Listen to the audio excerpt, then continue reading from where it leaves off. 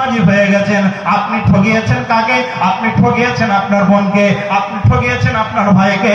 যদি আপনি হজ করার সময় নিজের ভাইকে সালাম দিয়ে এই কথাটা বলতে পারেননি, ভাইরে তোমার হক নষ্ট করেছি, আমার এই অমক জমিটা তোমাকে দিয়ে দিলাম, তুমি বুঝিয়ে নাও আর আমাকে চিরদিনের জন্য মাফ করে দাও। বহু মানুষ দেখতে পারেন এবছরে কয়েকদিন আগে আপনার এই ভারতবর্ষ থেকে কিছু মানুষ একটা পরিবার থেকে গিয়েছিলেন, 18 জন একটা পরিবার উমরাকারী, তারা উমরা করতে গিয়েছিলেন মক্কায়। তারা মক্কায় অবস্থান করার পর মদিনার দিকে যখন রওনা দিয়েছিলেন, হঠাৎ করে অ্যাক্সিডেন্ট হয়ে গোটা ফ্যামিলি শেষ হয়ে গেল, আগুন লেগে গাড়িতে পড়ে সব শেষ হয়ে গেল।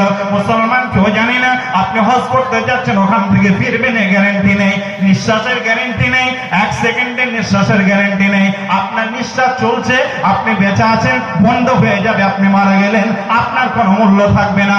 আমার রব বলছেন শোনো, যদি তোমরা এই কথাগুলো তোমরা সুন্দর করে এই কথাগুলো শুনে নাও। আমার রব বলছেন শোনো, ইন্না সালাতা কানাত আলাল মুমিনিনা কিতাবাম মাওকুতা।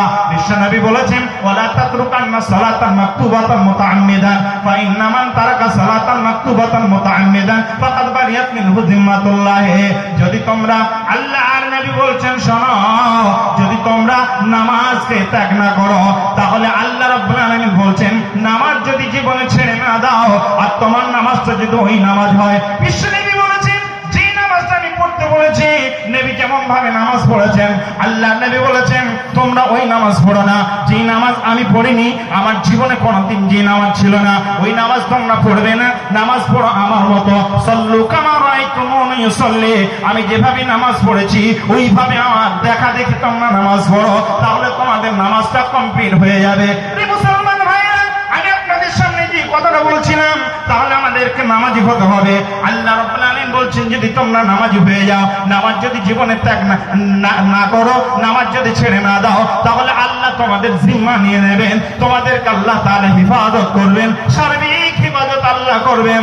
আল্লাহ রাব্বুল আলামিন বলছেন তোমাদের হিফাজতের দায়িত্ব আমার, অতএব আমি তোমাদের হিফাজত করব।